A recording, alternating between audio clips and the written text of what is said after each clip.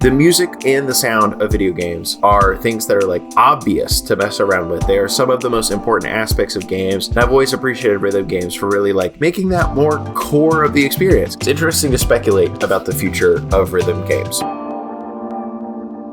Hello, everyone, and welcome back to another episode of the Level Up Podcast. I'm your host, Murph, as always, with my good friend, Cal. It's me, Cal. Hello, everyone. I'm on the road, but we are still getting in an episode recording. How about that? Yeah, if you haven't noticed, we've been a little bit absent these past couple of weeks because we've both been incredibly busy, but we decided, no, we definitely need to actually stop, take some time, get some recording on the books because we miss talking about video games, and I'm sure you all miss, well, I'm not sure about this, but hopefully you miss us talking about video games. Us talking about video games. And honestly, I've missed getting to chat with my buddy Murph every 7 to 14 days. Exactly. So today we want to talk about something that I've been getting into a little heavier as of late. That is rhythm games. Murph. Yeah. You haven't been playing rhythm games this whole time? I have been. I mean, I've dabbled. Rhythm games are super interesting because, like, when you think of a rhythm game, oftentimes what people think of is like Dance Dance Revolution or Guitar Hero or something like that. And those just kind of had their heyday like 15 years ago, 20 years ago even, perhaps. Like, they're not really in the mainstream anymore. So it's not really something that people are playing, going to do day in and day out. Mm-hmm. And I'm a guy who I did get really into Guitar Hero when I was a kid. Not like I'm not good at it, but I find it really fun. And then ever since then, I have been kind of chipping away at playing different rhythm games. For whatever reason, they really scratched my brain the right way. But you said you're getting into them again now. What changed? It was partially I went to an arcade. Sure. So that didn't help. You got to get on the you got to get on the Guitar Hero machine. Yeah, I got on a couple of different rhythm game machines. Thought, oh, whoa, there's this whole world of rhythm games out there that I have just been kind of missing out on. In addition to things that I knew that I had once loved, such as Guitar Hero. And so I came home and I thought, you know what, I want to play more Guitar Hero. And so I pulled all 8 of my Guitar Hero controllers out of my closet. I didn't know if any of them worked and just went through testing them one at a time and started playing Guitar Hero. So how many of them work? That's a dragon's horde of Guitar Hero. It really is.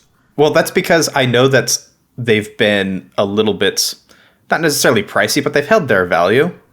Yeah. More so than perhaps some other video game related stuff does. And I know a lot of people are like, oh, well, I don't have the game for this anymore. Oh, I don't want to play it anymore. I'm just going to get rid of it. And so people will ask me, do you want it? And I'll always say yes. I just haven't actually really tested any of them. So I'm down to one. Down to one? Yeah. And it doesn't work as well as it used to either. I am down to, well, not down to, but I currently have one working Rockband for the Wii. I have 4 working Wii. And then I have one PS2 and one PS3 that I haven't been able to test because I don't have the games for it. Sure. Because it turns out I have a ton of the Wii games, but nothing for the PlayStation consoles. So hopefully they all work. I think they all work. There's only one that really doesn't. So. Yep. Now you are back to it. I also have been thinking about rhythm games a little bit as well because, well, I recently picked up the venerable Donkey Konga 2, put it into my GameCube a few days ago. I said, "Oh yeah, let me get down, the big plastic bongos from the shelf, and go to town, clapping, yeah, beating." You actually clap? Oh yeah. I mean, what am I supposed to do? Yell and do or blow on it? How boring? How boring is that? How boring is that? It's not boring. You can yell whatever you want. I'm trying to play the game as its creators intended, Murph. You're killing me.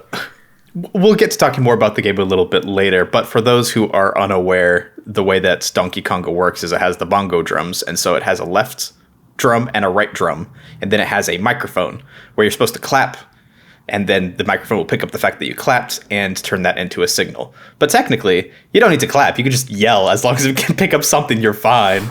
Yeah, it is very funny to just like yell into the microphone and watch the little weird model of Donkey Kong clap as fast as he possibly can. Because as long as the mic is picking up input, it'll keep clapping. So, Guitar Hero for you, Donkey Konga for me. These are two of a very specific type of rhythm game, which I think we'll largely be talking about today. But there's one really cool thing about rhythm games that has always really intrigued me a bit, and I think that will come out a little bit over our discussion as well, which is that, like, understandably, when a lot of people think about this genre, I think they do think about Guitar Hero, Rock Band, and to some lesser extent, maybe, especially in the United States, DDR.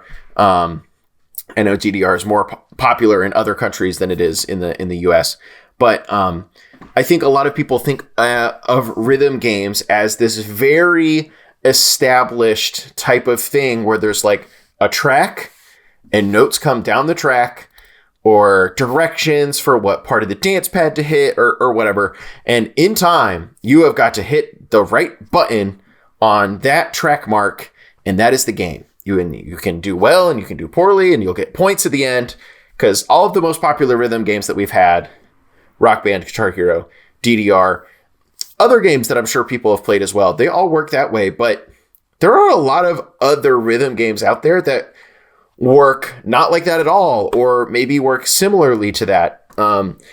There's a lot of game space, a lot of gameplay space that has been explored over the last, 20 years, as people are figuring out more and more ways to make interesting games out of the basal concept of you needing to control your character along with the music in some kind of timely fashion, that kind of stuff. I really think that has all been pretty sick. So even though we are going to talk about a lot of note comes down the track, hit the note at the right time type of rhythm games, we're going to talk about some other stuff too, because those games exist now, especially in the indie space and other places as well. I just think it's been really sick to see that evolution happen, and I'm excited to talk about that a little bit. Yeah, so we put the list of games that we're going to talk about, because we're just going to talk about some of our favorite rhythm games. We put it more or less in a chronological type list, so as we go along, we can kind of see like how rhythm games developed and eventually where they are today. So if we're going to talk about rhythm games, if we're going to talk about the inception of rhythm games, we got to talk about the cult classic, PaRappa the Rapper. Kick, punch, block. I have not played it. You haven't played PaRappa the Rapper? Nope. But you've played Astrobots and seen PaRappa the Rapper. That Correct. counts, maybe. Correct. How familiar are you with PaRappa as like a game? You haven't played it, but it's not a very complicated game. I am familiar with the character. Okay, great. So PaRappa the Rapper is like the most basic form of a rhythm game that you can possibly get, which is, like you were saying earlier, notes that come down a track. They move from, I believe, left to right. Well, the notes don't move. It has a little thing at the top that moves over, like it's reading music, quote unquote. And then you just press the correct button when the little bracket goes over those notes. And you do that in time with the music. It's a big glorified QuickTime event, honestly. So this was one of the... I don't really know if you could call it a QuickTime event, but that's really what you're doing. You're just pressing the button when it tells you to press the button at the time it's telling you to press the button.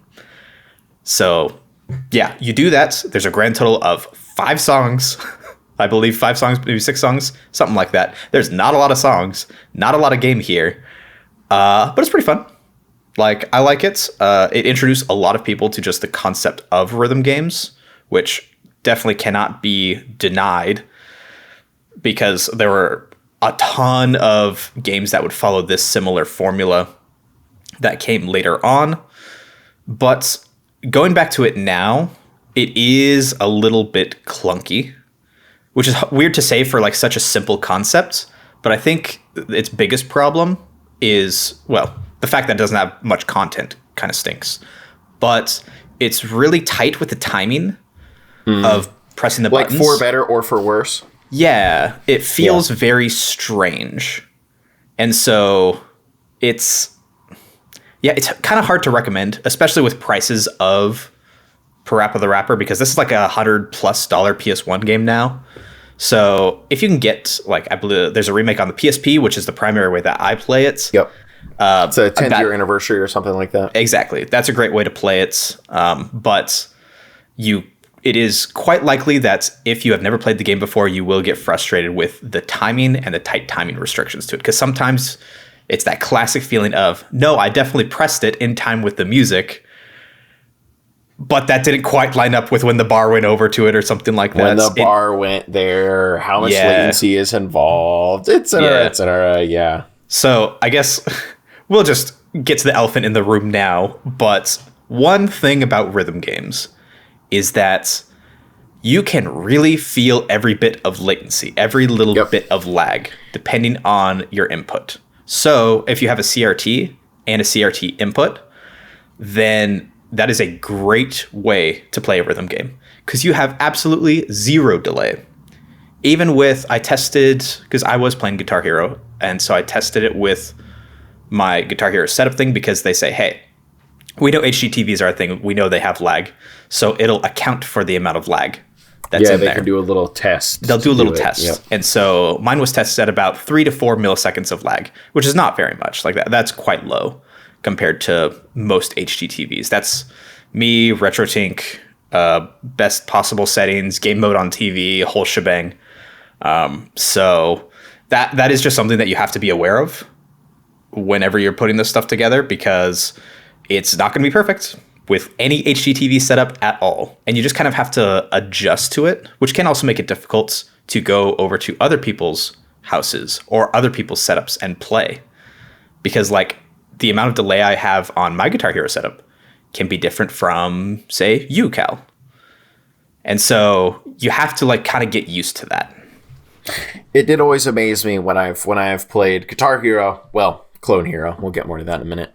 Whenever I've played Guitar Hero, there will just be sometimes when I'm like, man, this feels a little off. And then I go and do the test, and it's like, you have 35 milliseconds of latency. I was like, I feel like I shouldn't be able to feel that. And then it works fine after that. I'm like, I don't know.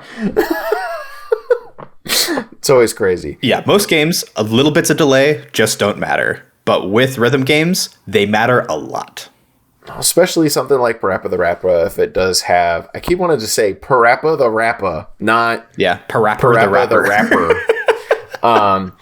Those kind of games, if they have a really tight window, the visual style of PaRappa has always made me want to try it out. But if it is like, I don't know, less good than I thought, then maybe I just won't bother. The style and the music is genuinely what holds this together, because it is just the most adorable style ever. The music is just stupid catchy. Yep. But yeah, I would not recommend going out of your way to buy a physical PS1 copy. Just put it on your PSP, get a remake of it from later on. I believe there's a PS4 remake of it. So yeah, just go do that. Enjoy it. But it's not that deep of an experience. Ding. Order up. We've got hot, fresh DDR available for play at your local arcade cabinet. The most insane guy you've ever seen is leaning on the back bar and going absolutely nutso mode on the thing in ways that you don't understand. It smells like BO. I could never do that. That is not me. I love DDR, but boy, am I not that good. The people who are really good at DDR astound me. I'm standing there and I'm like, stomp, stomp, stomp, and I get the end, it's like, you suck, and I'm like, oh, I thought I hit everything on time. Yeah. At arcades, I think this one is definitely better than in the home, because in the home you have to deal with the mats, and the mats just, it's not that they give you feedback, because the mats don't really give you feedback, but it just feels so much better to stomp like a nice solid floor on something at that's the arcade. Big, solid. Yeah, exactly. As opposed to the stupid crunchy it's just pad. Like, yeah. And those things love to go bad. Like DDR pads, like I don't play much DDR. I've never played much DDR. I don't currently have a working DDR pad. Like it's just the way that it is. That's how it works. Did you play much DDR when you were young / now, Cal? No, I pretty much have just dabbled in it. From the DDR, it feels like the one like really big, iconic rhythm game that I have like missed in my time. Because I have played it, right? Been in an arcade, messed around with it, have played it at someone's house before, on their pad. Didn't love that. And it's cool. For me, I always have a weird thing where I'm like, well, if I was going to be playing a game where there's some notes that I have to hit at the right time, I'd just play Guitar Hero. but DDR gives you like more of a full body workout. I'm just not a big dancer and mover, Murph. It hurts my knees. I'm a tall guy. We're gamers. We don't move. We stay inside and sit down and don't do anything else. Yeah. All right. Well, that's all. I think it's time for us to move on to our one recurring segment of the show, Murph. No. It's time for our recent pickups. No. All right. Today, I'm trying picking up a 5-pound dumbbell.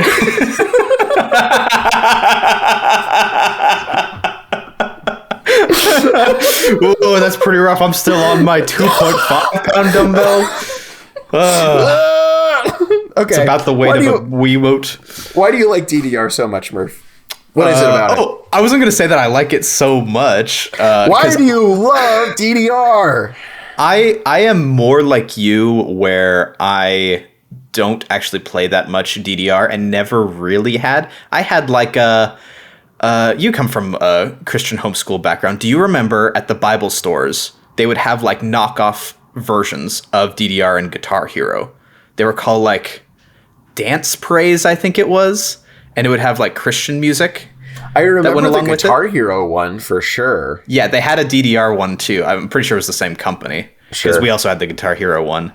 But yeah, it was like some nice hitting some nice Casting Crowns songs. Some good old Reliant K. Ooh. Skillets. I love Skillets. Hey, I still love Reliant K and Skillet. Like Reliant K rocks. I cannot slander Reliant K or Skillet, alas. But that was basically my biggest. That it was my exposure to DDR. It was that and playing DDR and dancing to Butterfly over and over and over again at a cousin's house. And that's about as far as it got. I don't think I do technically have a DDR game anymore. I had one for a PS2, but the one mat that I had broke. And so now I live not at home with my parents. I live in an apartment. And guess what people do not appreciate you doing on the second floor of an apartment? Yeah, you're on the second floor, yeah. Playing DDR. So that's just never really something that I've gotten back into. If I'm ever at an arcade and I see a DDR machine, I'll usually hop over and at least put on, hit it, a fun song and do it for like twice in a row. But after about 2 times, like I'm usually pretty cooked, pretty gassed, yeah, pretty gassed, yeah. But I do like DDR, and I understand the appeal. I just don't play much of it. Sure. Well, here's a game that I think a lot of people don't get the appeal of, but I love.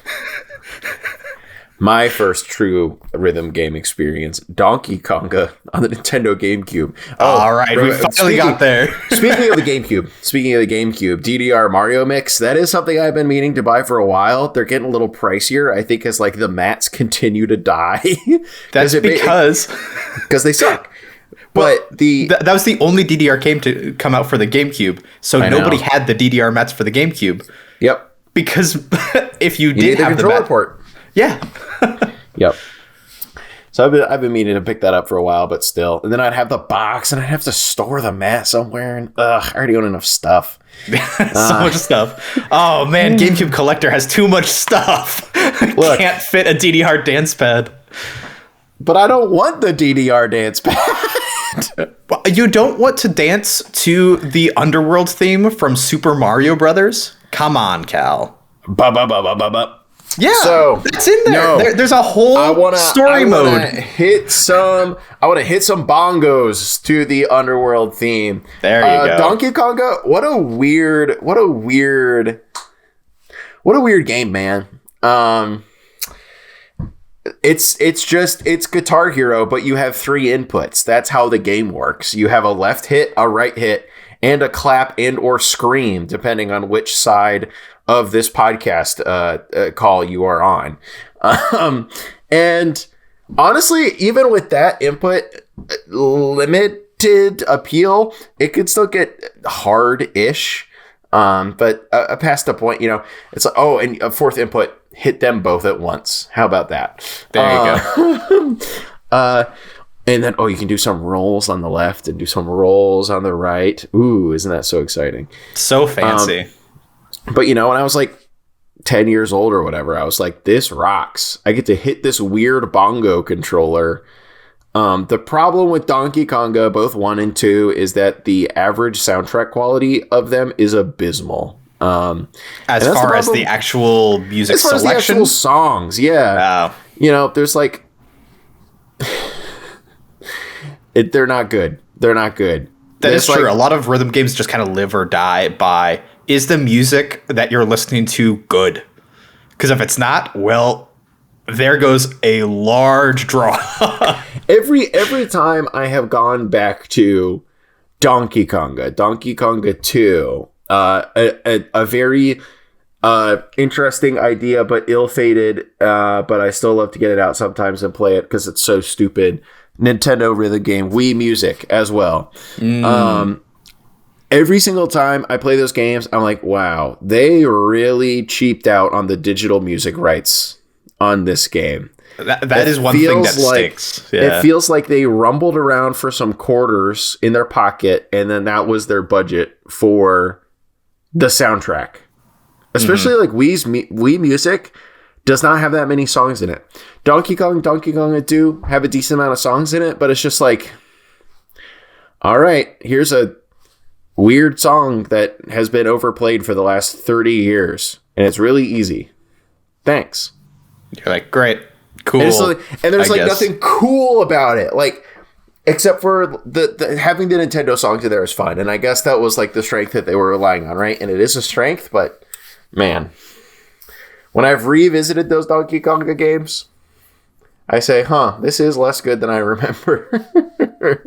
That is a good point. I do think that's because rhythm games have just always been way more popular in Japan than they have here in the West.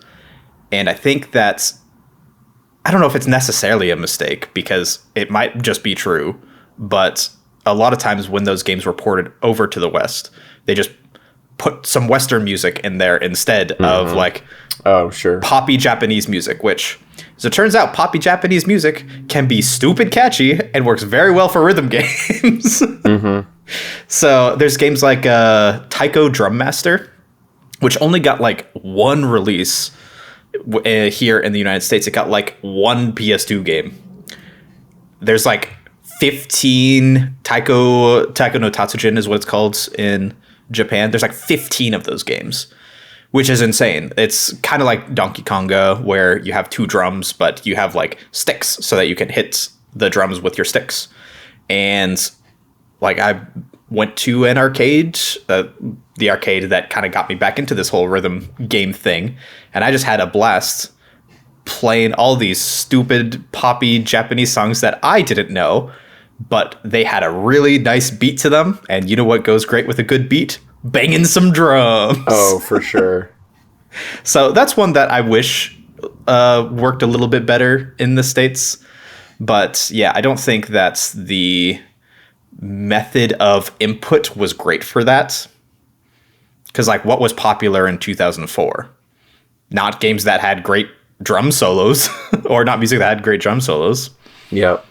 So, yeah. That's unfortunate. Yeah, but you know what did work well with Western music? The big daddy of them all. Probably the biggest rhythm game in the West. Guitar Hero is so good because it actually works with Western music. And I don't know how big Guitar Hero was back east, but huge. It actually like struck a chord, no pun intended, with Western audiences. Thank you, Cal. No, it was huge over here too. In the Midwest, people were obsessed with it. In the East Coast, I would assume people are obsessed with it. It's not what I mean. By West, I mean like the Americas and Europe. Ya goober. See ya. Bye, Cal. For those of us just listening, Cal has walked away and is not at his microphone, so he might be back. Well, in the meantime, I'm just going to talk about Guitar Hero because, I love Guitar Hero. So, Cal's peeking his head back into frame now. So obviously the music works very well with Guitar Hero's input, which is a plastic guitar controller that has a little strummy thing and then 5 buttons at the top. It does yield classic, notes fly at you. You have to press a button and strum at the same time in order for something to connect. That seems more complicated than it actually is, honestly, but it's very simple, very intuitive, which I think works in this game's favor quite a bit. My biggest issue with this game, and I'm not saying that this is from a game design perspective, but I have a real hard time with the orange notes, which are the fifth notes. It's a big gameplay change. Because that's when you have to move your hand and then move your hand back. Yep. So the second that I have to do that, I just lose it. I lose where my hand's supposed to be, and I start missing notes all over the place. Like, it's so bad. Like, as far as complicatedness of stuff, I could do hard pretty consistently if it weren't for the stupid orange notes. Yeah, sure. I love the orange button. I love moving my little hand up and down that fretboard. That's the crazy part too. I'm a guitar player. I play guitar. Yeah. Like, not as much as I'd like to these days, but still, like, I come from I've played this stupid instrument since I was like 10. So I should be able to do this. Why can't I do it on the plastic guitar, huh? It's literally one button. I have to move my hand once, and then it goes back probably. Yep. Still trips me up. These games, Guitar Hero, Rockband, this craze of games that came out were a real like godsend for me, I would say. Like, when they came out, I was like, oh yeah, these video games are for me. Because I was a drummer. I was always a real rhythmic kid. I like to move in that specific way, not on a dance pad. You won't catch me doing that. But let's get this man on a dance floor. I like to move like this I like to rock my head. I like to rock my body to the beat. Once again, so helpful for an audio podcast. Hey, that's why I described what I was doing, Murph.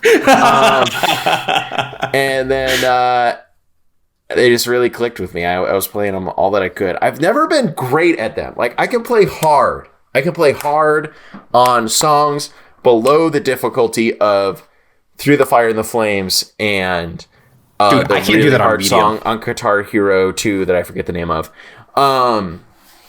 But they're just a blast. Something about, especially if you can find a song that you really enjoy the chart of, get locked in, have a great time. It's just so fun. And I'm not sure what it is about Guitar Hero that is more appealing than a lot of these other. I need to come up with a way to call them other than note comes down the track games, but I'm sure there's a name for it. But yeah, it is definitely one of the best iterations of that. I don't know if it's nostalgia. I don't know if it's definitely some of that. Definitely some of that, but I don't know if it's the prop really just does make it better. It is a different way of controlling things that can be a lot of fun.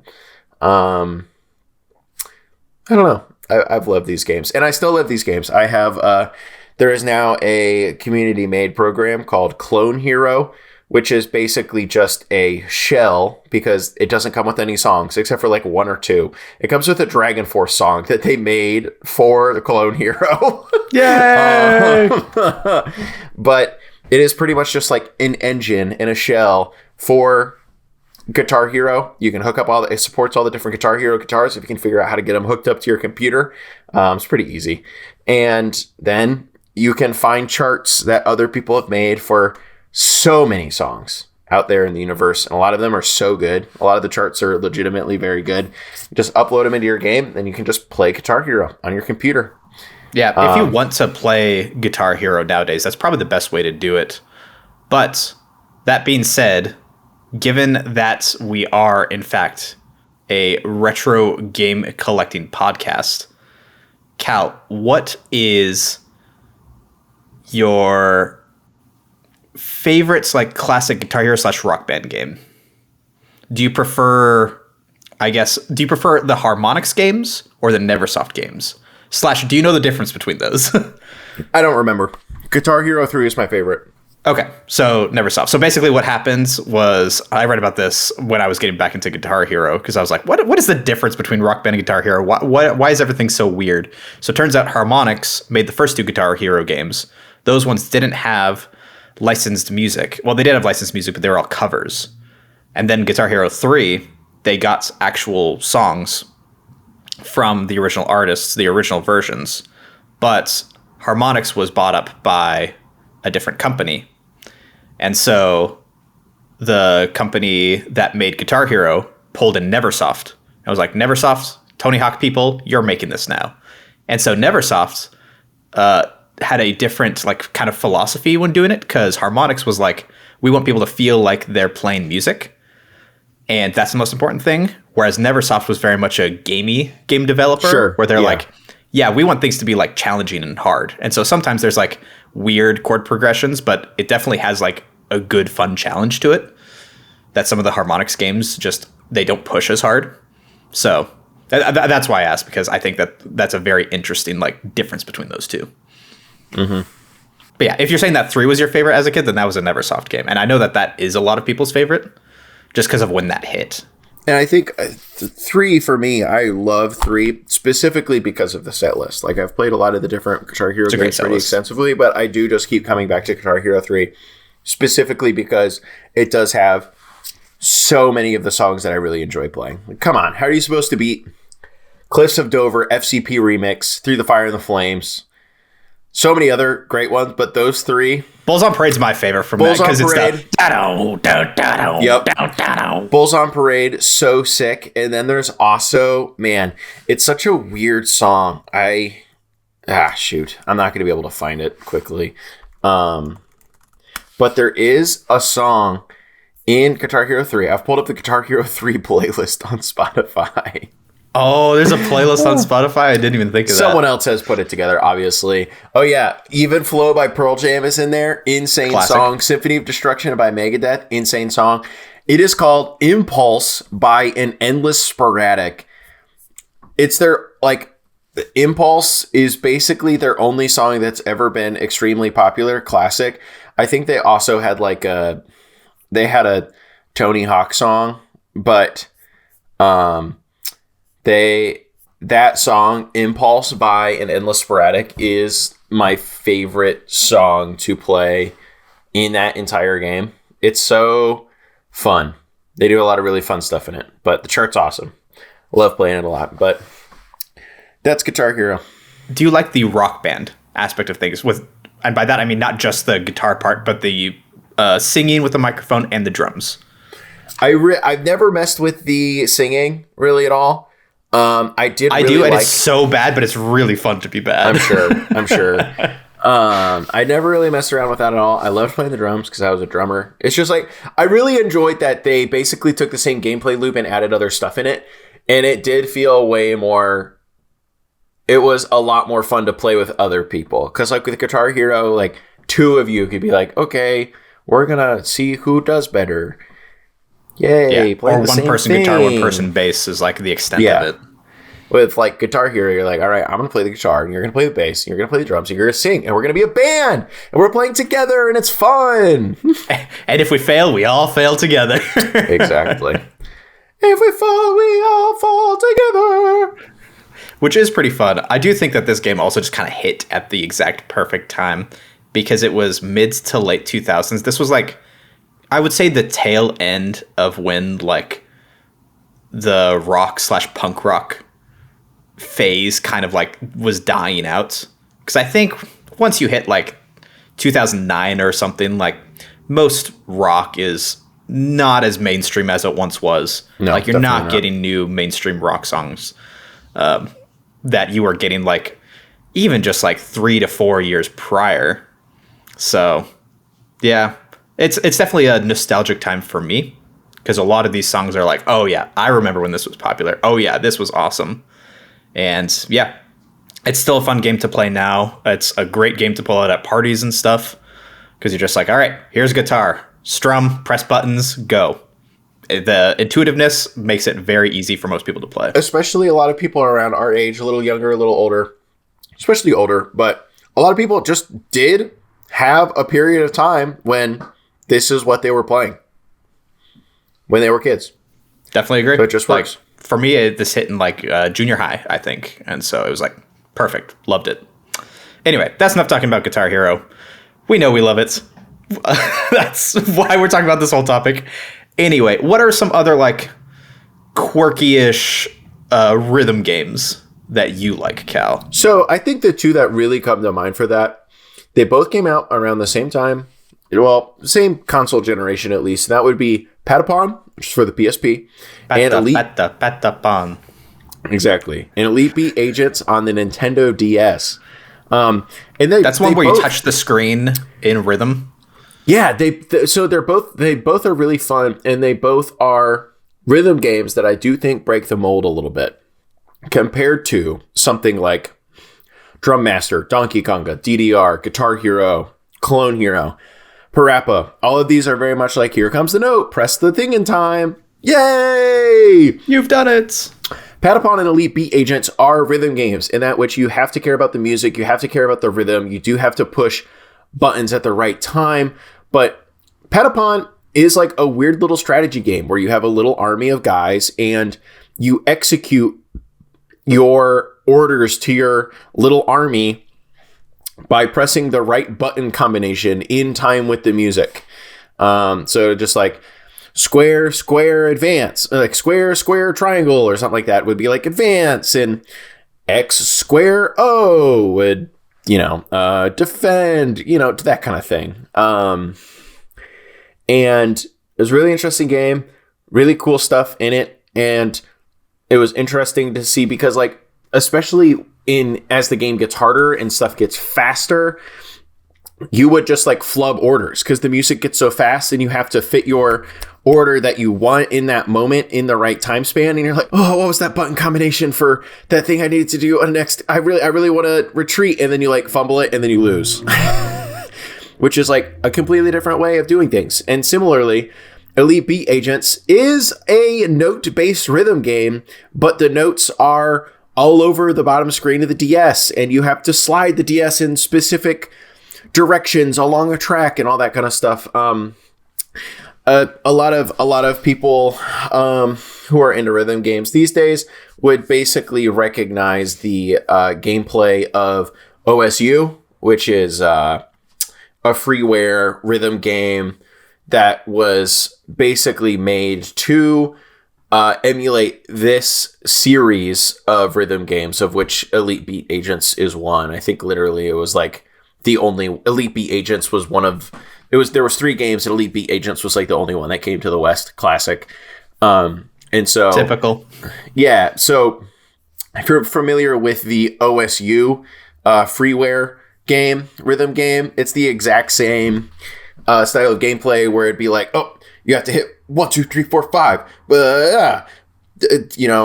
Hitting these 5 dots, put specific points in space, and then drawing a line across, and then drawing a line across again, a specific length over a specific amount of time, and hitting more dots. Both of these games are both rhythm games that do something a little bit differently. And these feel like, at least some of the first that I played, that started fitting into breaking out of the note-based mold. A quirky one that I really like is, I don't remember if we talked about it on the Dreamcast episode, but do you know Space Channel 5?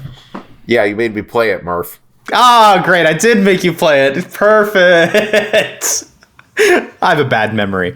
So Space Channel 5 is a very interesting one because it's a little Simon Says-y type of a rhythm game where they say there's like aliens and they'll go left, left, left. And then you go left, left, left. But you have to do it like in pace with the music. So it is still very much a rhythm game. And it's hard. It's easy to mess up. Yeah. It seems very simple, but that one I honestly wish was a little bit easier and was slightly more forgiving, because that one very much like PaRappa is like, yeah, I don't love playing it because once I get past like level 2, it's impossible. I like playing the first 2 levels, but there's only so much I can do with that. And so that game I think is super interesting. I haven't played the second one. I know that they made a sequel for it, but I like that one because it just oozes style, very much like PaRappa. Definitely feels in line with those early rhythm games and still ends up doing something that's pretty different than most other rhythm games. Mm-hmm. I did enjoy that one for like one level, and then I was like, okay, this is just the same thing, which is like fine, but all it's doing is getting faster. It's like, yeah, okay, but you kept failing and couldn't get past it, so that's on you. That's all we have, folks. Have you tried getting good, Cal? No. You handed me a faulty Dreamcast controller. It's not Nope. I said you can play this on a CRT or an HDTV. The buttons weren't working. Nope, they were working. I keep all my hardware nice and clean. So, is Just Dance a rhythm game? Okay, moving on. Just Dance very much is kind of... It hit around the same time. I think slightly after Guitar Hero. This was probably like the next... Like, Guitar Hero would constantly show up at parties and stuff. And then immediately after that, it felt like Just Dance was the type of game that would be at parties all over the place. And this one is interesting. It's a Wii focus. It's Wii primarily. I think the first couple of games were only on Wii, but eventually once the PlayStation Move came out and the Kinect came out, then it got opened up to other consoles. But as far as like its core concept, you basically just have a Wii remote in your hands, and then it tracks where the Wii remote is spatially and is able to you dance to that. And so you follow the dance moves in time with the music. And this one, I have another soft spot for this game. And it's like, what was it? The Rasputin song by Boney M was my favorite, because you would get down on your legs and you would crouch real low and go, hey, hey, hey, hey. So fun. But yeah, I would consider that a rhythm game. It's not exactly... No, me too. I think it is really genius because it's a very basic rhythm / motion game that does just disguise itself as you're dancing, because you can just move the Wii remote. If you're boring, you could just kind of move the Wii remote around in a rough approximation of whatever the guy's doing on the screen, and you'll. But that's not fine. The point. Exactly. But it is very much just like, okay, you have to move the Wii remote in time. That's controlling it. That's a rhythm game to me. These games were like what it felt like when I was 14, what a lot of people were really getting into. Like, Guitar Hero went out and Just Dance came in. Mm-hmm. I would say that people still play Just Dance. Yeah, I would say that Just Dance is much more of like a casuals game. Yes, than Guitar Hero ever was. Like, Guitar Hero is still good at parties, but there are people who are like intense Guitar Hero players. But that's not really a thing for Just Dance because, like you said, it's very easy to game the system. So it's more just for the experience, for the fun, for the dancing with your friends. And that resonated for quite some time because, like, are there still yearly releases of Just Dance? I'm pretty sure there are. Mm-hmm. If not, they stopped that very recently. Because, like, I remember it was, 2019? Where they made Just Dance for the Wii, but not the Wii U. The last 3 games that came out for the Wii were Just Dance games. Yeah, because that's what people just ended up using their Wii for. That's how much of an impact that this game had. So, I don't know, this was one of the few games that I actually downloaded DLC for on my Wii. Song packs for Just Dance. That's awesome. Because, well, what do we want? We don't want to spend money to buy another Just Dance game. How about a song pack for Just Dance 2? Okay. So, yeah, I like Just Dance quite a bit. And that is one that I haven't really played since this whole rhythm game kick that I've been on recently these past few weeks. But it's probably more so because that one needs to be with people as opposed to just me playing by myself. Mm-hmm, mm-hmm. I think, playing Just Dance alone sounds just kind of sad. It does. It really does. Just I have Just Dance. I have the Wii remotes. I have the Wii, but I'm not going to just boot it up by myself. Standing in the living room, just quietly, shuffling around.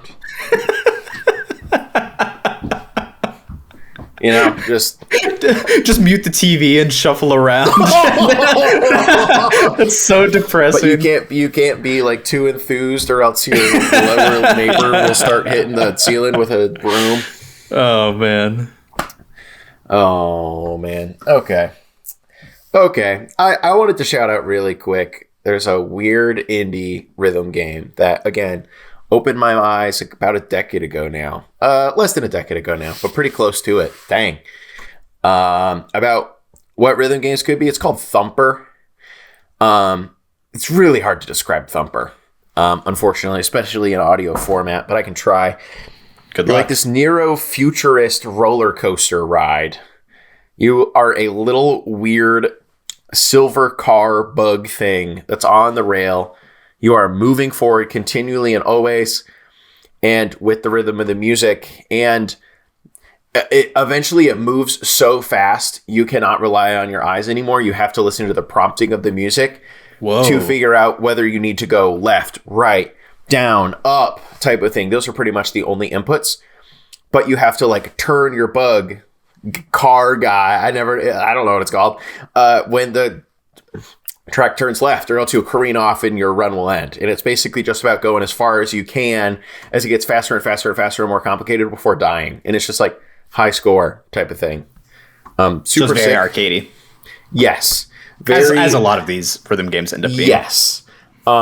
Very sick little game that I had not thought about until very recently. But apparently you can get it in PSVR. And I think I would try that. I think I'd get motion sickness. That does seem interesting. Speaking of VR, like this is kind of entering the more modern era of these rhythm games where they're not super mainstream.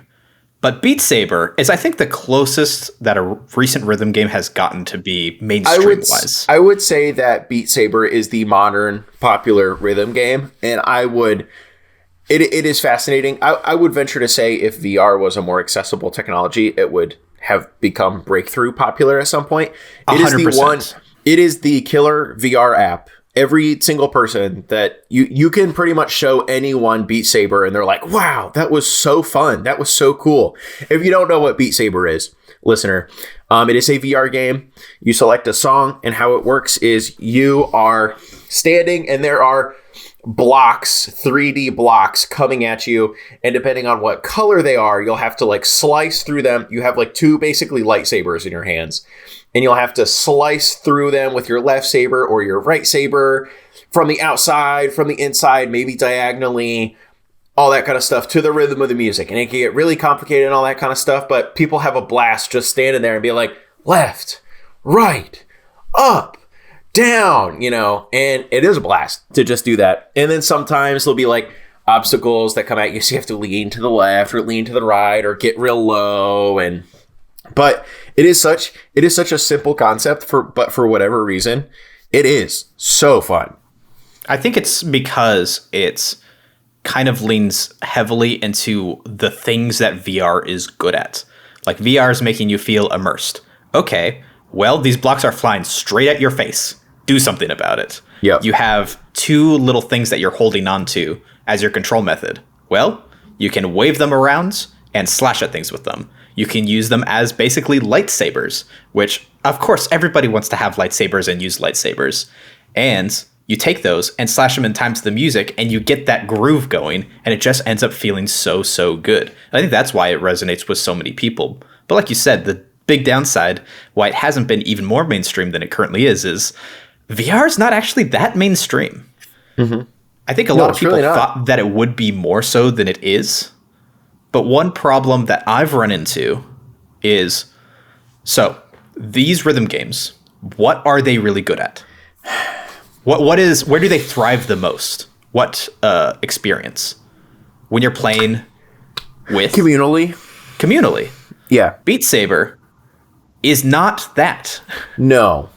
There are ways to be able to like hook it up to a TV and have other people watch you, but still. Yes, that is, yeah. That is not the same experience that they are having. Yeah.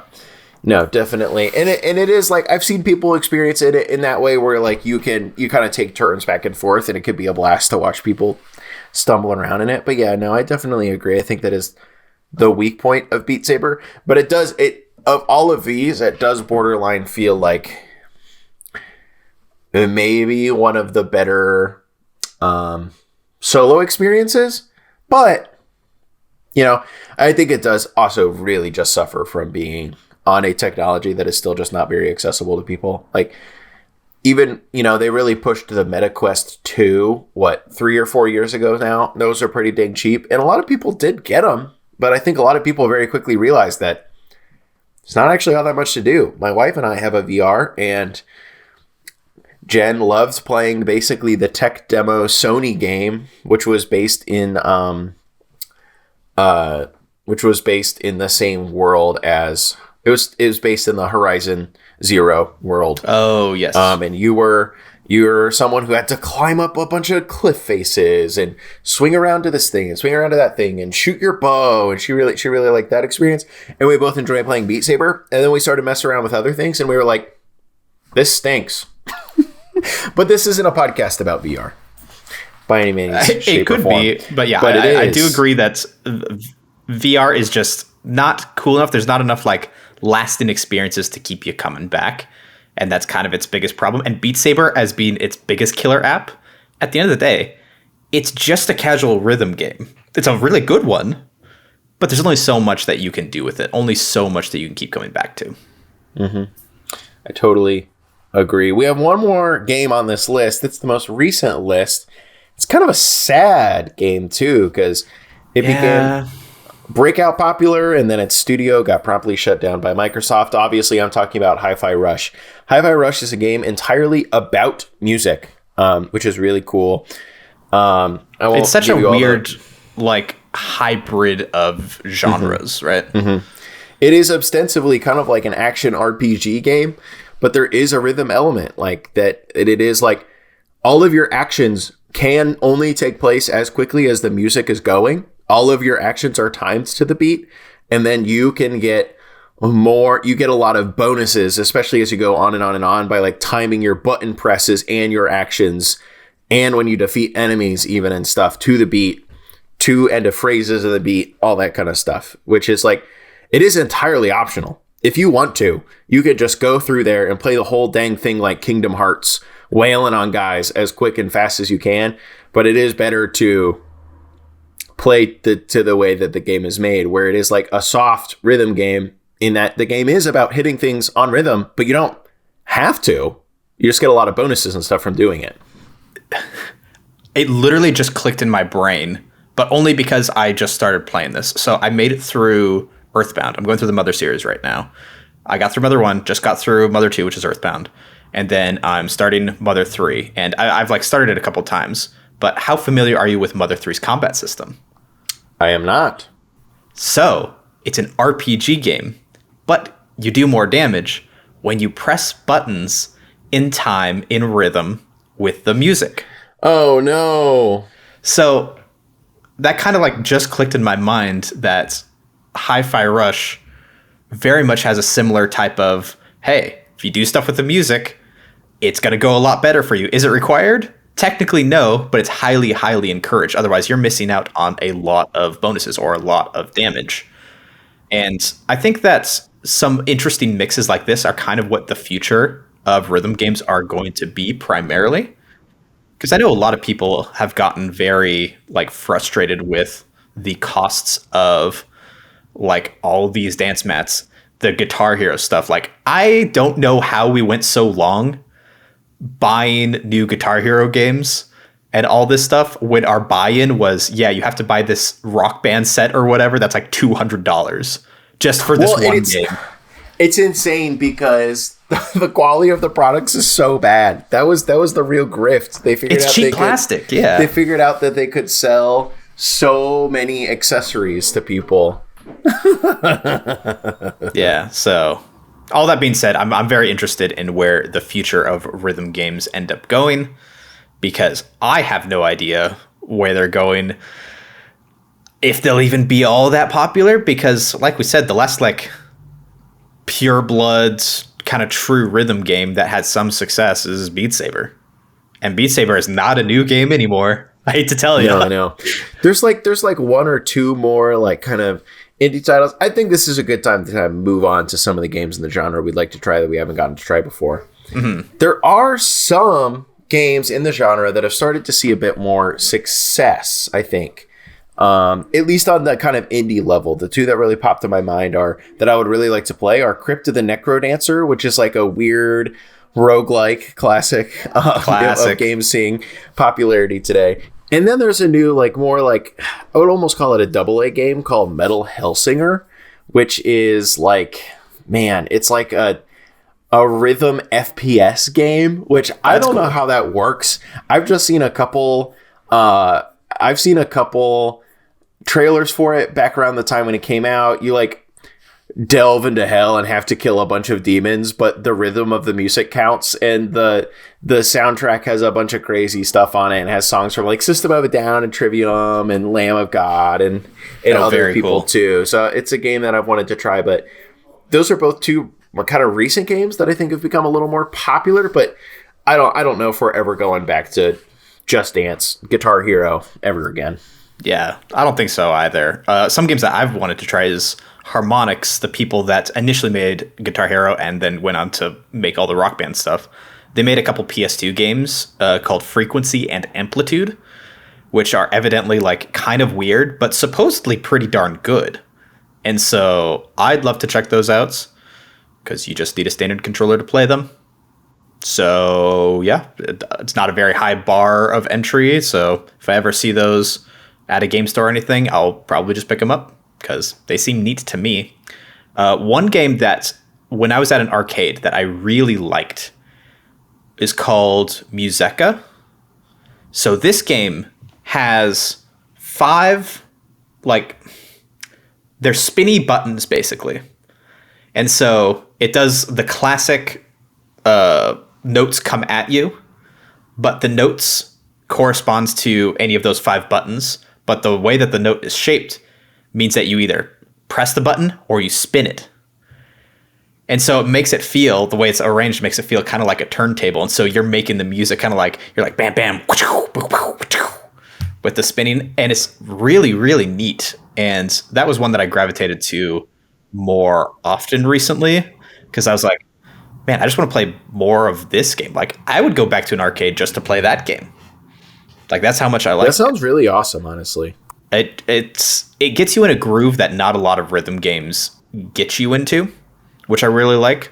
But it also is one that is not around or alive anymore. It was just an arcade from the mid-2010s that is at an arcade because, you know, not that many arcade games come out these days anymore anyway.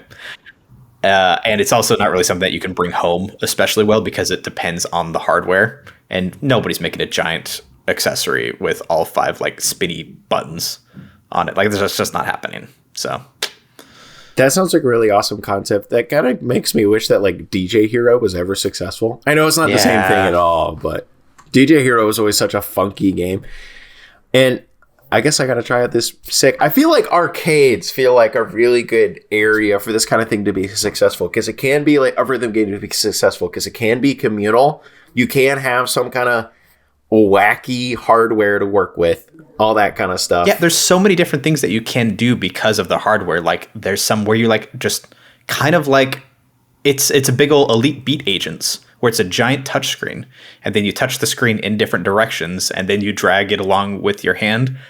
I don't love that one because you're touching a giant touchscreen that a bunch of other people have touched. Yeah. And it's dirty not exactly clean. Well, not just the fact that it's not clean, but your hand just like kind of squeaks along it when you press with your finger. And it's like, ugh, I don't love that. It's like fingers on a chalkboard to me. There's the one with the big ring where you put your hands in, then you kind of like move it all the way around. That one's super neat. Not familiar with that one. Yeah, I don't know what it's called, but it's all over arcades. So there's just plenty of fun stuff to try out that, you know, that's kind of where it's probably going to live in the future. The future of, I don't think I really have anything to say. It is interesting to say that, like, it's interesting to speculate about the future of rhythm games, but I feel like there's something that are kind of just always going to incidentally be around in some form or another because, like, the music and the sound of video games are things that are, like, obvious to mess around with. They are some of the most important aspects of games, and I've always appreciated rhythm games for really like making that more core of the experience. Because a lot of games, they have great soundtracks. Sure, they add to the experience, they add flavor, they add ambiance and all that kind of stuff. But rhythm games are very unique in that they really literally force you to interact directly with the music, the sounds, whatever is going on in the game. That is the game. And like, I don't know, you said you've played guitar your whole life. I've been a musician my whole life. Was a pianist for a long time, bassist these days, play the drums. It's fun to interact with music in that kind of way because I think about music in that kind of way a lot all the time. Mm-hmm. I very much agree. I do want games to continue like pushing the sound aspect of things as a gameplay element more, because that is just something that really sticks with you, even if you don't really realize it. Like, what are the most memorable things for players?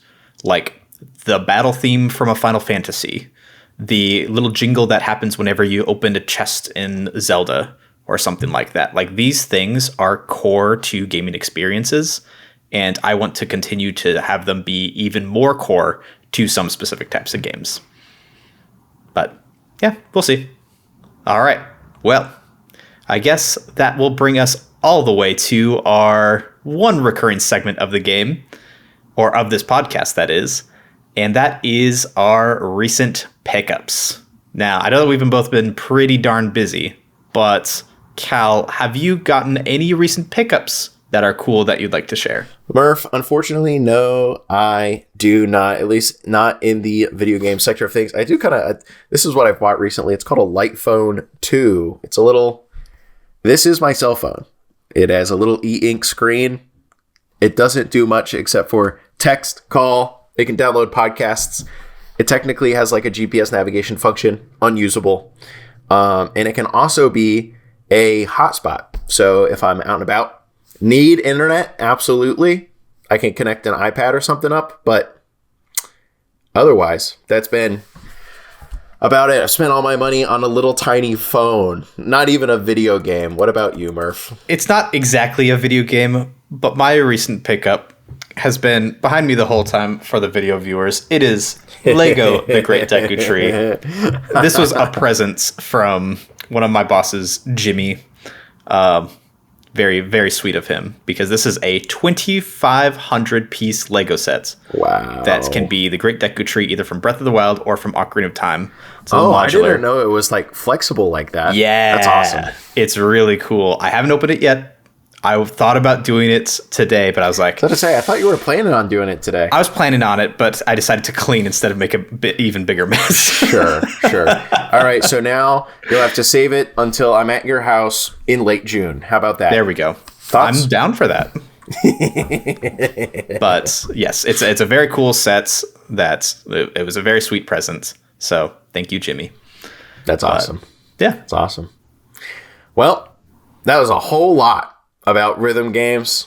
I think, Murph, you now have no choice but to go and play some Clone Hero, which you're going to download onto your computer right now. Hook Definitely. Up your venerated, vaulted, long sought after Wii guitars. Those are the good ones, dude. Are those the good ones? They are the good ones. To your computer with your USB adapter that you can buy for really cheap on Amazon. And I will wish you some happy gaming. Thanks for watching / listening. Happy gaming.